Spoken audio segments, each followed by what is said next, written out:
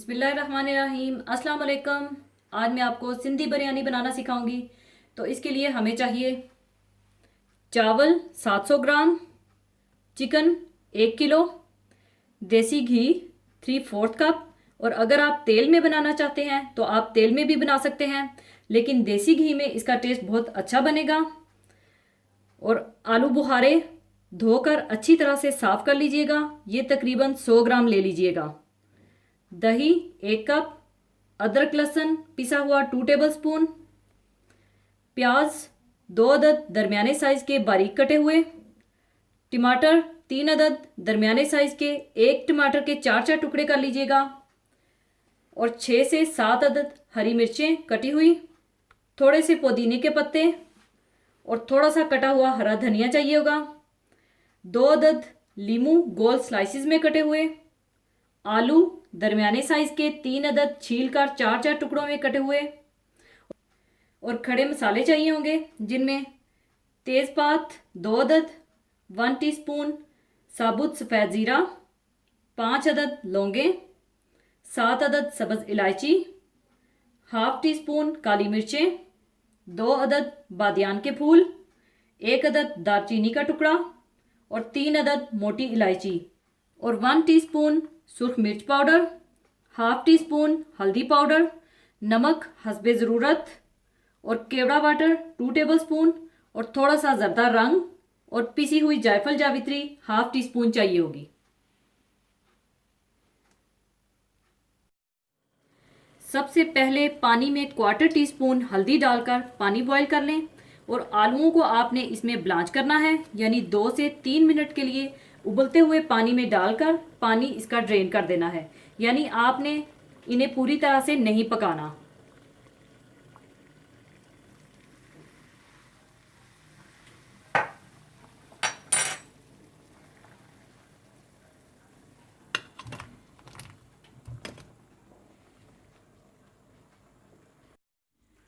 आलूओं को ब्लांच करने के बाद आपने आलूओं को तेल में लाइट गोल्डन फ्राई करना है। और अक्सर लोग सिंधी बिरयानी बनाते वक्त कच्चे आलू का इस्तेमाल करते हैं या फिर आलूओं को बॉईल करके डालते हैं। वो बिल्कुल इस तरह से लगते हैं जिस तरह बिल्कुल अलहदा बॉईल करके रखे हुए होते हैं। उन पर कोई मसाला भी नहीं लगा होता। और अगर आप इस तरह तल कर बनाएंगे तो इस तरह आलूओं के साथ मसाला भी चिपक जाएगा। और यही वजह है कि पूरी दुनिया में फ्रेंच फ्राइज भी बड़े शौक से खाए जाते हैं।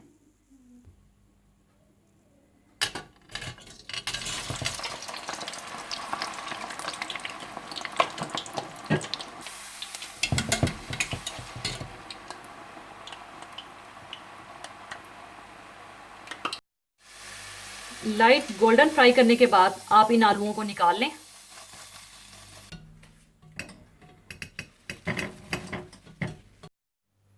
इसके बाद आप हाफ कप देसी घी गरम कर लें।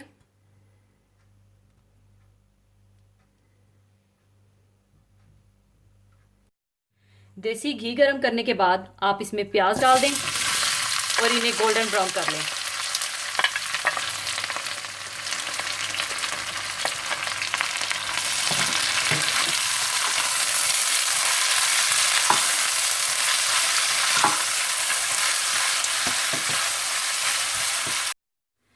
प्याज ब्राउन करने के बाद आप इसमें से थोड़े से प्याज निकाल लें और इन्हें फैलाकर रख लें।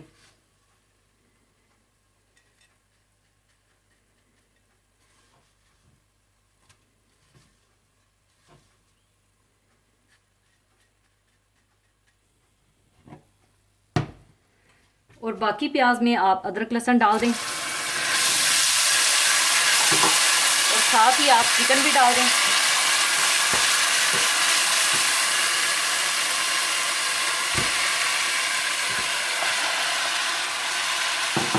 और अच्छी तरह से मिला लें।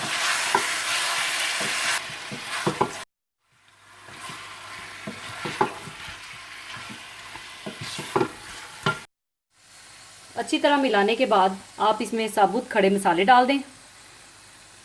ज़ीरा, बेलीफ, काली मिर्चें, सब्ज़ इलायची, बादियान के फूल, दालचीनी का टुकड़ा और मोटी इलायची। और साथ ही आप इसमें हल्दी पाउडर, सुरख मिर्च पाउडर डाल दें और अच्छी तरह से भून लें।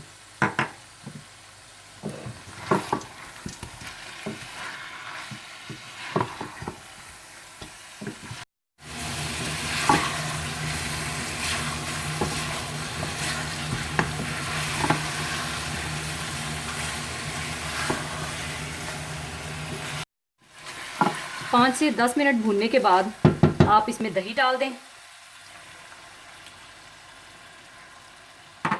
अच्छी तरह मिला लें और भून लें।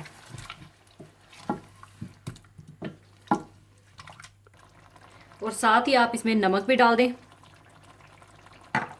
और अच्छी तरह से मिला लें।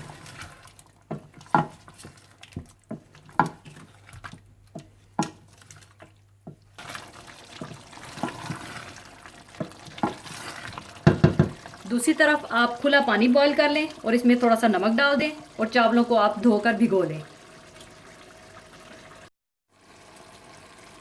इसके बाद आप चावलों को 2 कनी रखकर बॉईल कर लें।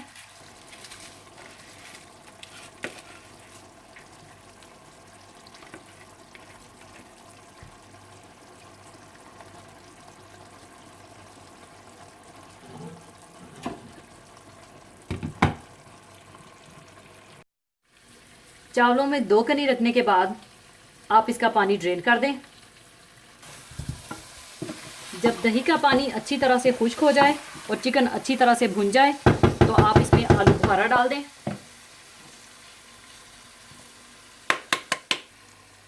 साथ ही आप इसमें फ्राइड आलू, हरी मिर्चें और टमाटर डाल दें और अच्छी तरह से मिला लें।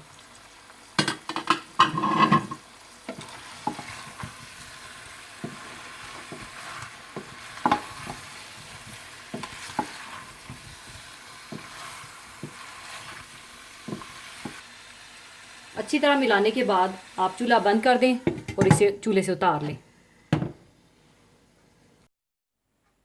साथ ही आप केवड़ा वाटर में ज़र्दा रंग मिलाकर रख लें।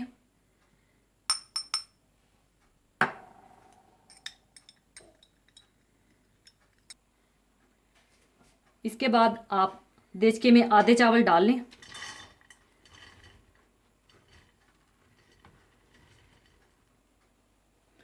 आधे चावलों की तह बिछाने के बाद ऊपर आप ये कोरमा डाल दें।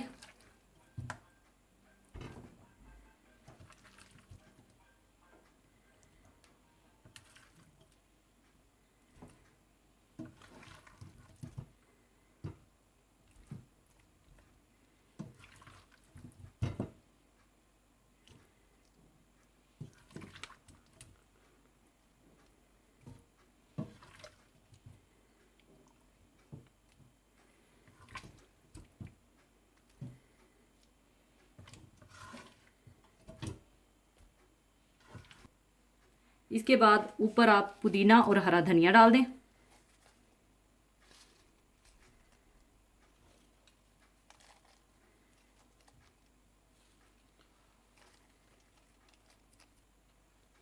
साथ ही आप लेमन स्लाइसिस भी रख दें।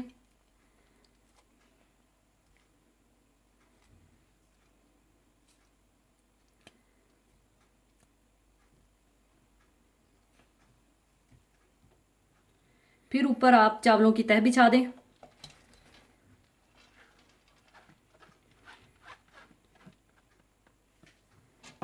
और अच्छी तरह से फैला लें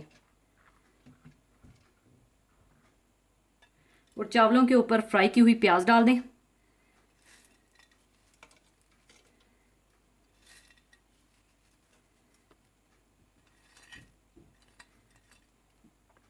और साथ ही आप पिसी हुई जायफल जावित्री भी डाल दें।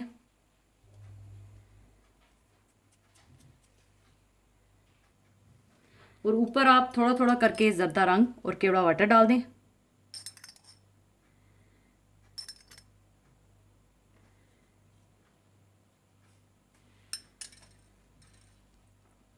और क्वार्टर कप पिघला हुआ देसी घी भी डाल दें।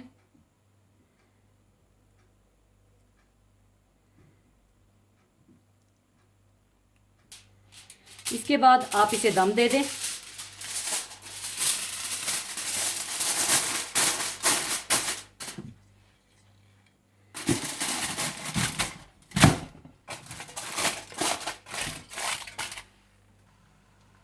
दम लगाने के बाद पहले आप 2 मिनट के लिए आंच को तेज़ रखें। जैसे ही अंदर भाप बननी शुरू हो तो फिर बिल्कुल आंच हल्की करके 15 मिनट के लिए दम लगा दें। 15 मिनट दम देने के बाद इसका दम मैं खोल लूँगी।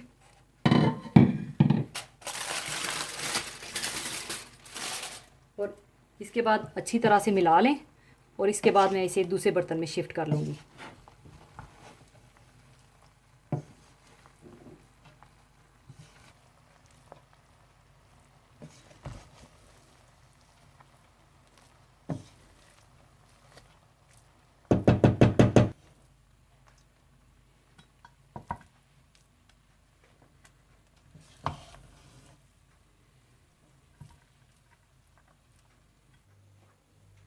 लीजिए, सिंधी बिरयानी तैयार है। ज़रूर बनाइएगा और दुआओं में याद रखिएगा। और जाने से पहले एक हदीस पाक शेयर करूँगी। हदीस पाक इस तरह से है। हज़रत इब्ने उमर रज़ी अल्लाह ताला अन्हो कहते हैं कि रसूल करीम सल्लल्लाहु अलैहि वसल्लम ने इरशाद फरमाया कि मुनाफिक की मिसाल इस बकरी की सी है जो दो रेवड़ों के दरमियान मारी मारी फिरती है कि अपने नर की तलाश में कभी इस तरफ माइल हो जाती है और कभी उस तरफ। यानी फ़िक्र अमल के एतबार से इस दुनिया में दो जमातें ही पाई जाती हैं, एक अल्लाह की जमात और दूसरी शैतान की जमात। एक तीसरा ग्रोह और भी है जो दर हकीकत हिज़्बुश शैतान ही का हिस्सा है, लेकिन बज़ाहिर इस्लाम का लिबास पहन लेता है, लेकिन वो पक्का काफिर होने के साथ साथ बुज़दिल, कीना परवर, मफाद परस्त और इंतहाई खुदगर्ज होता है। और ये मुनाफिकों का गिरोह है। ये गिरोह दर हकीकत में अल्लाह ताला और अहले ईमान को धोखा देने की कोशिश करते हैं। इसीलिए इनकी सज़ा अल्लाह ताला ने काफरों से भी बढ़कर रखी है, इसलिए कि खुले काफरों का मामला और इनसे मुकाबला तो मुमकिन है। इसलिए इनके मामले में कोई शख्स धोखा नहीं खा सकता। अलबत्ता जो लोग काफिर होने के बावजूद इस्लाम का लिबास ओढ़ लेते हैं, उनका फैसला करना इंतहाई दुश्वार है। इरशादे बारी ताला है, यकीन जानो कि मुनाफिक जहन्नुम के सबसे निचले तबके में जाएंगे और तुम किसी को इनका मददगार ना पाओगे। नफाक की दो किस्में हैं, एक ईमानो अकीदा का नफाक और यही हकीकी और असली नफाक है। ऐसा मुनाफिक दिल से इस्लाम कबूल नहीं करता, बल्कि ज़ुबानी अपने आप को मुसलमान जाहिर करके और दिल में कुफर छुपाए रखता है। ये नफाक कुफर की सबसे बदतरीन किस्म है। रसूल करीम सल्लल्लाहु अलैहि वसल्लम के दौर में ऐसे मुनाफिकीन का एक ग्रुप मौजूद था जो हर वक्त इस्लाम और मुसलमानों को नुकसान पहुंचाने की कोशिश में लगा रहता था। नफाक की दूसरी किस्म है सीरत व किरदार का नफाक, क्योंकि इसमें अल्लाह की शरीयत और कुरान व हदीस के अहकाम की नाफरमानी होती है। ऐसे ही मुनाफिकों के लिए रसूल करीम सल्लल्लाहु अलैहि वसल्लम का ये फरमान है कि चार आदतें ऐसी हैं कि जिसमें वो चारों पाई जाएं तो वो खालिस मुनाफिक है, और जिसमें इन चारों में से कोई एक खसलत हो तो इसमें नफाक की एक खसलत होगी। वो चार आदतें ये हैं, जब उसके पास कोई अमानत रखवाई जाए तो इसमें वो खयानत करे, और जब बातें करे तो झूठ बोले, और जब मुआहिदा करे तो उसकी खिलाफ वर्जी करे, और जब किसी से झगड़े तो बदजुबानी गाली गलोच करे। कुरान करीम में लफ्ज़ नफाक और इससे बनने वाले अल्फाज बहुत मरतबा आए हैं। नफाक का इस कदर बयान इस बात की वाज़ह दलील है कि मुनाफिकों का वजूद इस्लामी मुआशरे और इस्लामी निज़ाम के लिए इंतहाई ख़तरनाक है। इस हदीस पाक में मुनाफिक की मिसाल इस बकरी से दी गई है जो अपने नर की तलाश में इधर उधर मारी फिरती है। इसी तरह मुनाफिक की ये हालत होती है कि इसके सामने सिर्फ दुनिया का लालच और मालो जान की हिफाजत का मकसद होता है। इसीलिए वो मादा सिर्फ बनकर कभी तो मुसलमानों की आगोश में आकर पनाह लेता है और कभी काफरों के ग्रोह में जाकर अपना मकसद हासिल करना चाहता है। ऐसे लोग अपने ज़ाती फ़ायदे के लिए हर काम कर गुजरते हैं और खुदा न ख्वास्ता साहिब इक़्तिदार हो जाएं तो पूरी कौम को बेच खाते हैं। नफाक से नफरत पैदा करने के लिए हकीकतन रसूल करीम सल्लल्लाहु अलैहि वसल्लम की ये तशबीह इंतहाई मुअस्सर है। अल्लाह ताला अपने फजलो करम से हमें मुनाफिकों के शर से महफूज रखे, जो दीन इस्लाम के बदतरीन दुश्मन हैं और मुसलमानों को ज़रर पहुंचाने में काफरों से भी आगे हैं। अल्लाह ताला इन्हें जड़ से उखाड़ फेंके, आमीन। बेशक अल्लाह ही हमारा कारसाज है और वही इस पर कादिर है। इसी के साथ मैं आपसे इजाज़त चाहूँगी। अपना बहुत ख्याल रखिएगा, दुआओं में याद रखिएगा। अल्लाह हाफिज़।